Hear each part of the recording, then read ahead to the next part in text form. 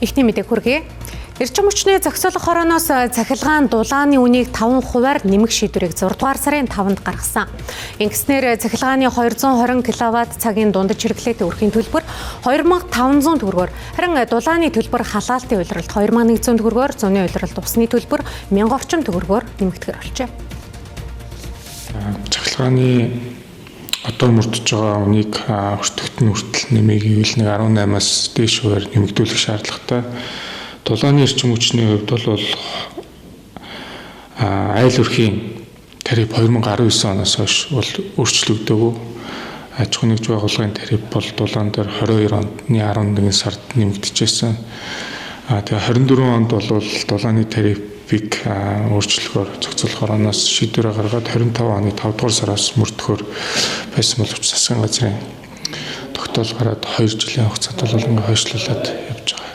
Тэгэхээр бидний нуудад бол хэрэглэгч айл өрх аж ахуйн нэгж байгууллага дээр төлбөрийн огцон ачаал үүсэхгүй улмаас үүсэхгүй байх зорилгоор бол 5%-аар нэмэгдүүлэх шийдвэр гаргаж явж байгаа. Эрчим хүчний үнэт хангалттай нэмэгдээгүй ирсэн. Эрчим хүчний үнийг байх ёстой үнэт нь байлгаагүйгээс болоод улс төрийн зорилгоор бага байлгаснаас болоод өөрөөр хэлбэл эрчим хүчний салбарыг халамжийн салбар болгож андуурч хольж хутгаснаас болоод өнөөдрийн бидний цахилгаан хязгаарладаг, гаднаас эмтэй импортлдог, гал алдахад бэлэн ийм хүнд байдал бид нар оруулсан юм аа. Тийм болохоор энэ салбарт ажиллаж байгаас 17,800 хүн байна. Энэ олон хүний бүтээл, хөдөлмөр, зүтгэл бас талаар өнгөрөх ёсгүй. Ямар ч байсан ашигтай биш маяг өртөгтөө дүүцэх байх ёстой гэж би бол хатуу итгэлтэй байгаа. Эрчим хүчний зохицуулах хороо 2027-2028 онд эрчим хүч дулааны үнийг 10%-аар нэмэх шаардлагатай. Цаашид цахилгааны үнийг 18%, дулааныг 80%-аар нэмж байж алдагдaltaгүй ажиллана гэж үзэж байна. Харин иргэдийн хувьд цахилгаан дулааны үнийг нэмж байгаа талаар мэдээлэлгүй, гэнт ийм нэмж байгааг эсэргүүцэж байлаа. Одоо амьдралын байж чинь хүн албан ямар аваад амьдрал одоо 5% гэж бас баггүй мөнгө шүү дээ. Миний хувьд буруу дахсан дээр л ах гэж бодож байна да.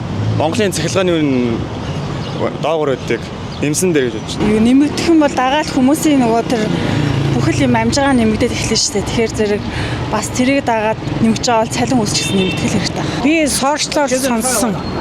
Гэхдээ энэ цахилгаан түгээгт ажиллаж байгаа, энэ дулааны түгээгт ажиллаж байгаа юу н улсын энэ хангамжийг бодоход бол нэмгэн зөв гэж бодовч одоо нийт ард түмний цалин бага учраас энэ бас цаад яг эцсийн хэрэглэгчтэй бол хүн дээр л тусах байх. Эрчим хүчний өртөгт инфляц, валютын ханш, импортын цахилгааны үн хэрэглээний өсөлт нөлөөлж байгаамаа. Иймээс шинээр ашиглалтанд орж байгаа цахилгаан станц болон импортоор энэ хэрэглээг нөхөж байна. Эрчим хүчний салбар өртгөө нөхөлгүй олон жил явж ирсэн. Зөвлөвл талах үйлдвэрлэгч гурилын үнээч нөхөж чаддаггүй гэсэн үг юм а. Хэрвээ энэ байдал цаашаад удаан үргэлжилбэл монголчууд цахилгаангүй, дулаангүй болох эрсдэлтэй учраас үн нэмэхээс өөр аргагүй байгааг албаныхан хэлж байлаа. Гэвч нөгөө талд маха авч чадахгүй болсон иргэдэд дулаан цахилгааны үнийн нэмэгдэл хүн дээр тусаж байна.